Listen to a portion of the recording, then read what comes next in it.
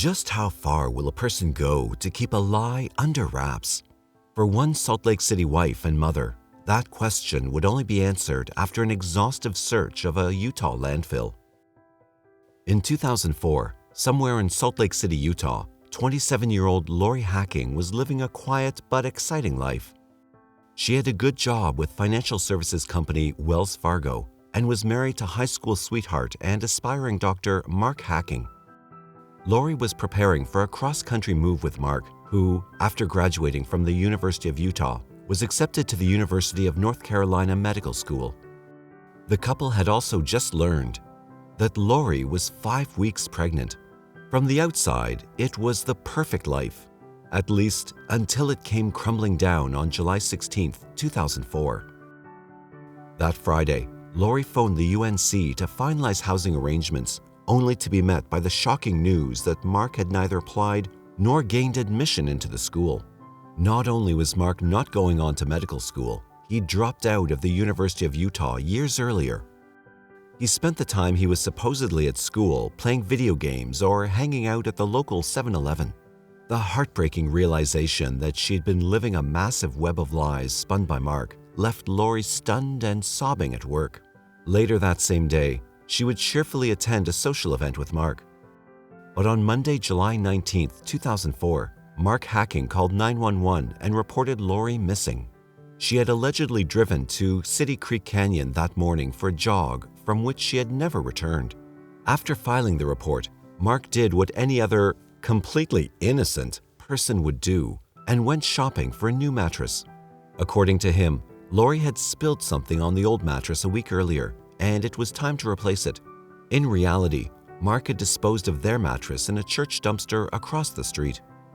While mattress shopping, Mark called Wells Fargo and asked to speak with his wife after he had already reported her missing to the police. Mark then got off the phone with Laci's employer and called 911 for a second time. His story was a jumbled, dizzying mess, and when police searched his home, they found Laci's purse and car keys. How did she drive anywhere without keys? And why would she leave her purse behind? This was 2 years after the tragic events of the Scott Peterson case, and once again, a pregnant woman was missing after a husband's threads of deception would slowly unravel. The police knew Mark had something to do with his wife's disappearance, and he was their main suspect from the start. This interrogation, never before seen on YouTube, was just hours after Laci Hacking was reported missing.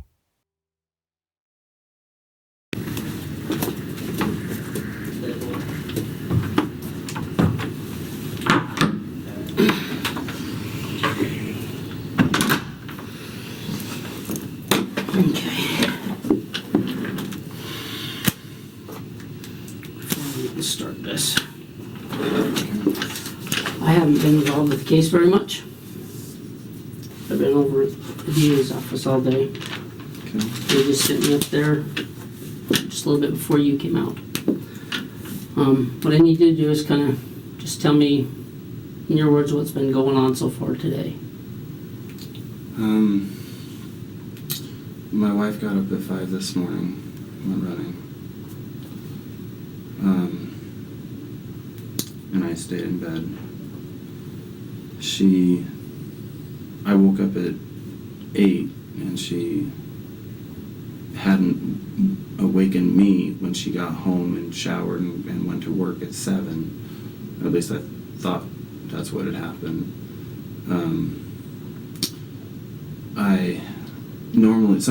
Most of the time I drive her to work, and she wakes me up when she's ready and I take her to work, but sometimes she drives.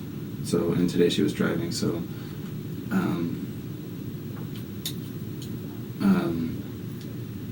when I woke up and she was gone, I just figured she hadn't awakened me, just let me sleep.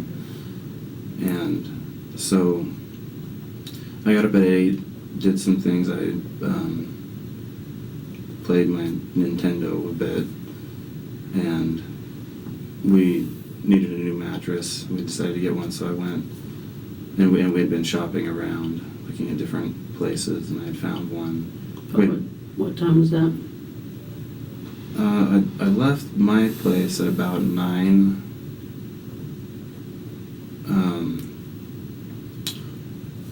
drove around. Most of the places were closed where I was looking, but they one place said on the door that they would open at 10, but I got What there. place was that, you know? I can't remember the name, but it's right next to RC Willie. Okay. One place had a sign. It's at 10, but I was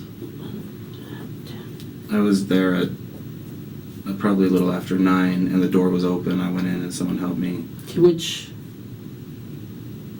What's it gonna say? Which RC Willie was this by? 21st South.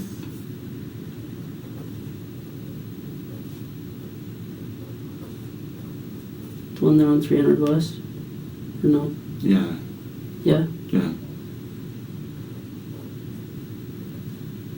Okay, so you go in there because the door's open. And they had the mattresses we were looking at. They were sort of extreme comfort or something like that. And it was a good deal. So How much did you pay for it?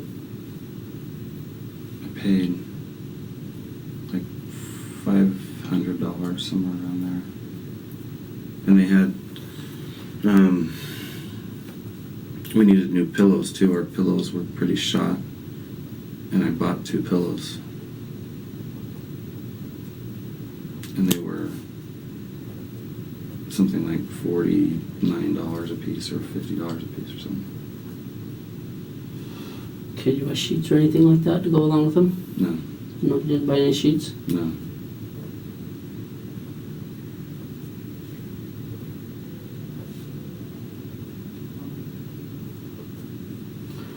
How much did you say the pillows were? About $50. So I spent about $600 on the mattress and the pillows. About that. Okay. But you don't remember the name of the place? It's called something like it has something to do with sleeping comfortably or something like that. Like that's the title.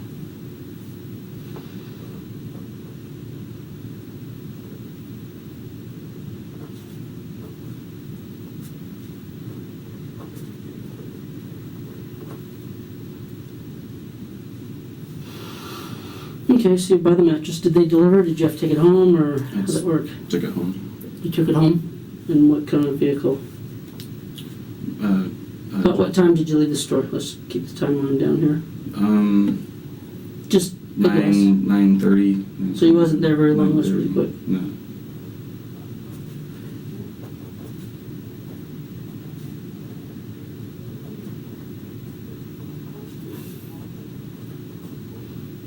Okay, so you took the mattress home in your car, On top of my car. on top of your car.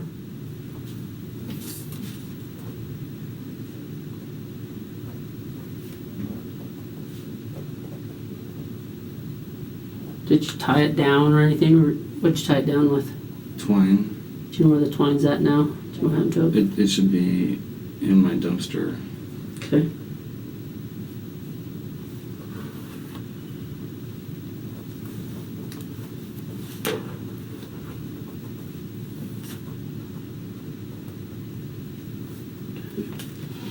Okay, what happened after you got the mattress home?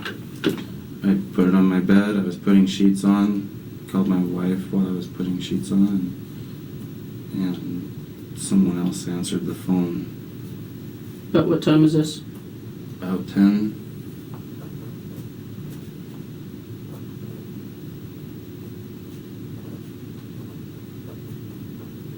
They called wife's cell phone? No, No, her work phone. phone. So it's really good for assuming there. What was the reason for the call? Just to say hi. Okay. Call wife's work phone, someone else answered.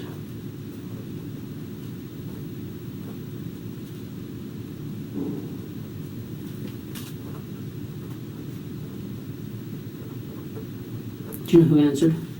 His name is Brandon. Do you know him? My wife is training him. I had never met him. Okay.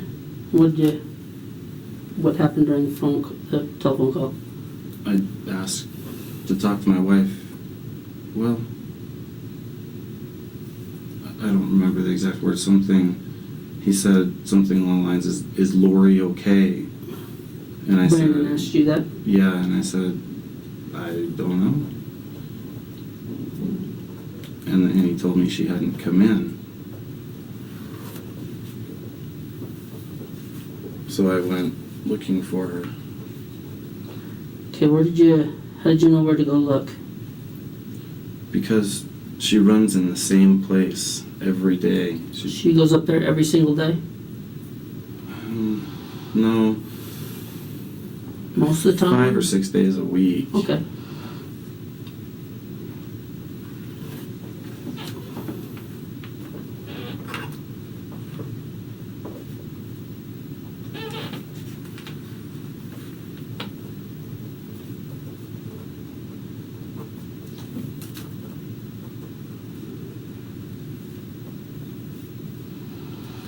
Okay, about what time was it you left to go look for her?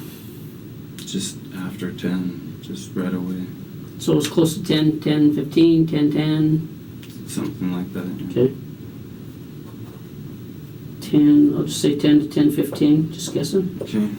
I'll put a question mark so we're not being held to.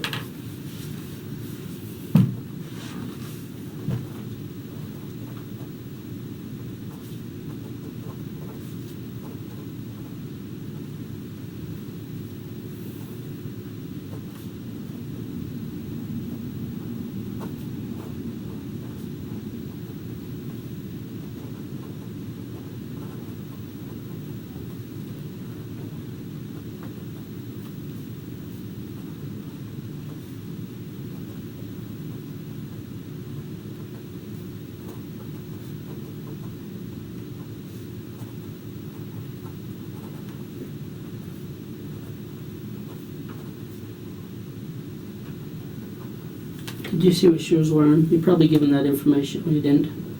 Okay. Any assumption? Does she have like shorts she wears all the time? Or does she have different ones? Or Different ones. different ones each day, huh? Doesn't want to get stinky. Mm-hmm. Okay, so you went looking up there. When did you decide to call the police? Right away. Right. I tried before I left the apartment, but it was busy. So I grabbed my phone book. What number did you dial? Do you know? Dispatch. I don't know.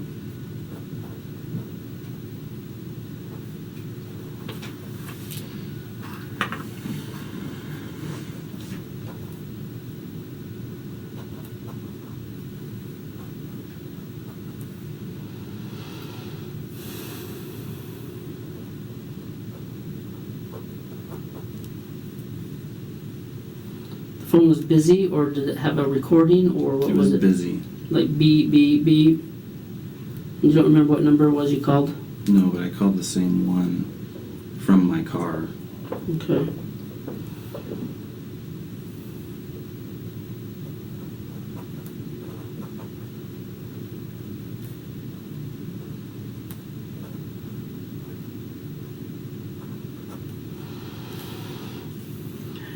But how long was it when you called back again in your car? Just a matter of minutes, 3 minutes, 4 minutes. And you got in okay? Okay.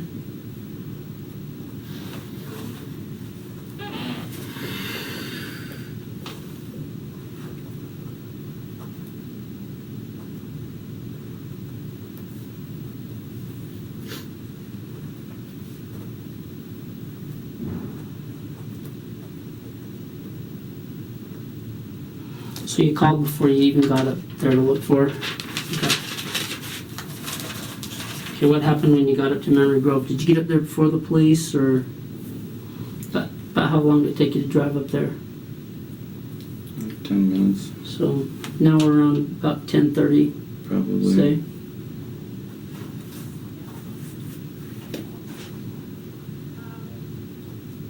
Did you find her car? Mm-hmm. Does she park it in the same place when she goes jogging up there, or? On I haven't been up there. I don't know where it's at or anything. There's not. It's just on the street. Just Is it on the road that goes around, or is it up the canyon? down in Memory Grove. Down at the bottom by the gate and all Mhm. that? Okay. And that's just where you found it? You're not sure that's where she always parks it or anything? She parks it on that road every time. Every time? I'm just.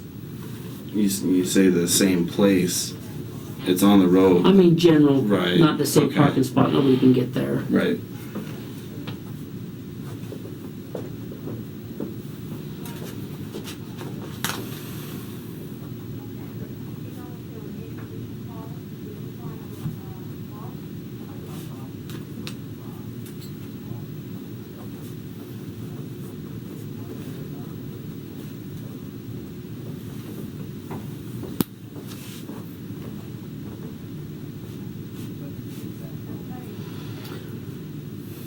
Okay, did the cops arrive shortly after you, or were they already there? No, they told me they couldn't look for her for 24 hours. That's what they told you on the phone?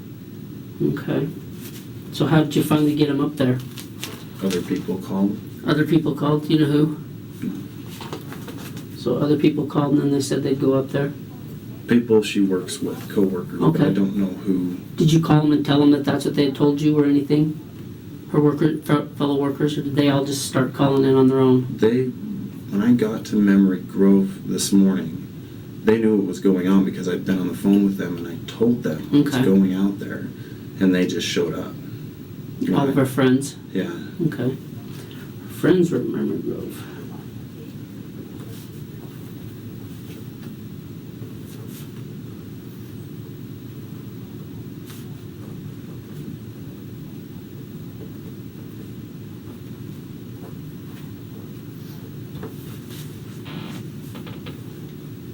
Do you know how many of them called in? Called the police? Yeah. I don't know.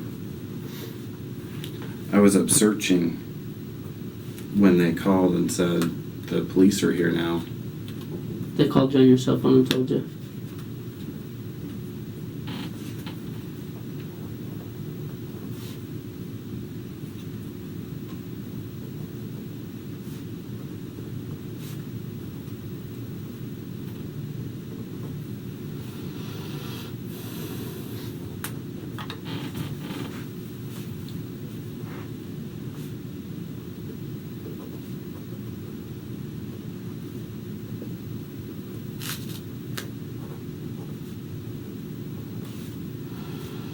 Okay, do you know about what time the cops arrived up there?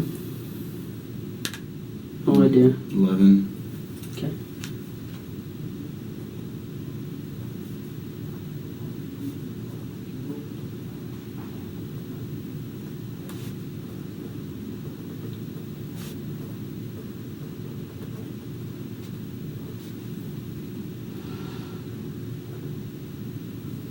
Okay, and between that time you had been up looking in the shrubs and all that? Okay.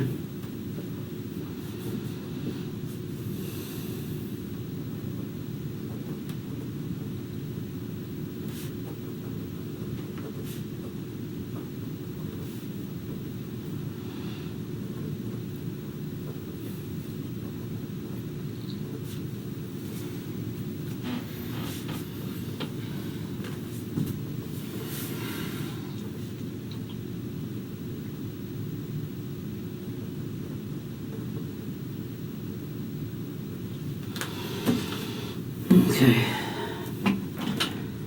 That brings us that's about the twist of it right there.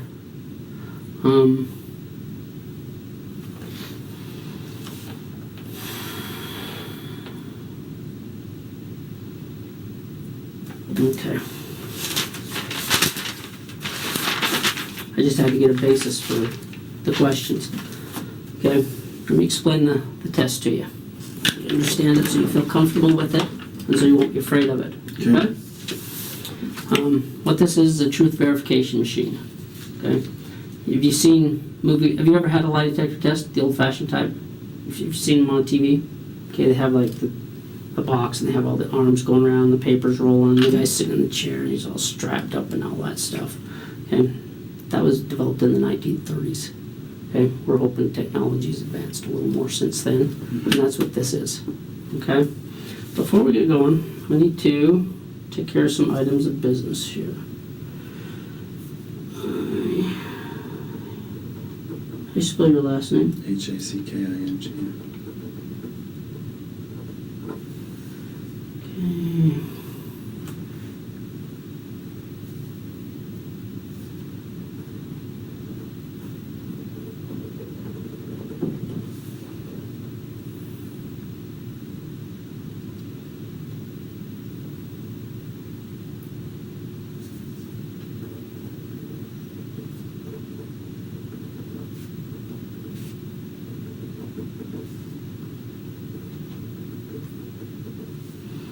Okay. This is just waiver form. It's basically saying you're taking this of your own free will. Nobody's forcing you or coercing you or anything of that nature.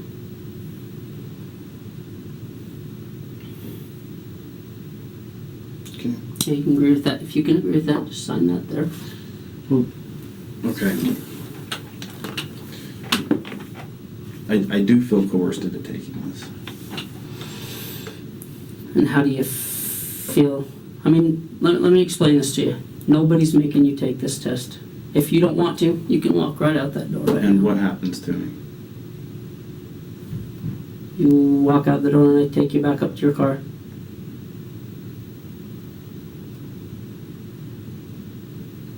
Okay. And if I refuse, then of course that makes me look guilty. It's not admissible in court anyway. So what are you doing? Just gives us... We trust the machine, the courts just don't. See what I'm saying? Mm-hmm. It just gives us something to verify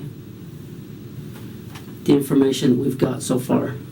And obviously, as you said, obviously, we got some concerns about this mattress thing.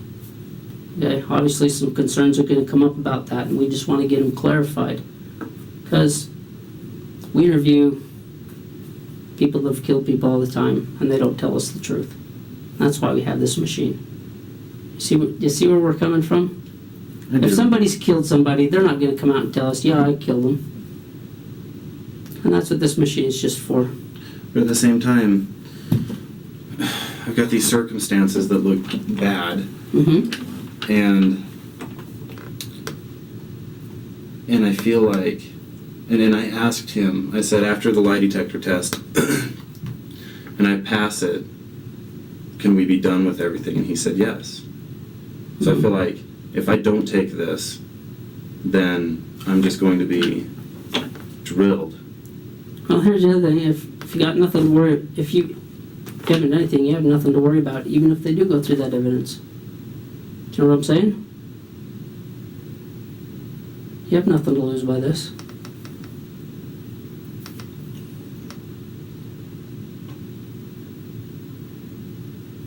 Okay.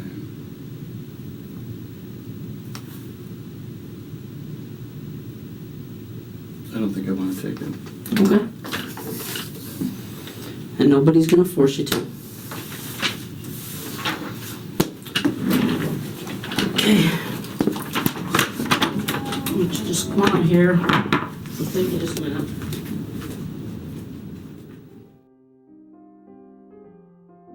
One day after this interrogation, Mark was found running around a downtown hotel, nude, with only his sandals on. This display of mental devastation could have been a convincing charade to avert police suspicion, but his past history of deception encouraged further investigations around him. After all, a truly insane person wouldn't stop to put their sandals on. First-degree murder charges were filed against Mark, but only after he confessed to killing Lori with a .22 caliber rifle and disposing of her body in a University of Utah dumpster. He had made this startling revelation after brothers Scott and Laci Hacking confronted him. On April 15, 2005, Mark pleaded guilty in exchange for prosecutors dropping additional charges. On June 6, 2005, 11 months after Lori was first reported missing, Mark Douglas Hacking was convicted and sentenced to 6 years to life in prison, the maximum possible sentence under Utah law at the time. 1 month later, the Utah Board of Pardons declared that due to a number of aggravating factors in his case, Hacking would have to serve a minimum of 30 years behind bars. Lori's family had since removed Hacking from Lori's headstone and replaced it with filhinha, a Portuguese word for little daughter. As for Mark Hacking, he is incarcerated at Central Utah Correctional Facility in Gunnison. One thing is for sure, there's no escaping the personal hell he created for himself the day he disposed of his wife and unborn child.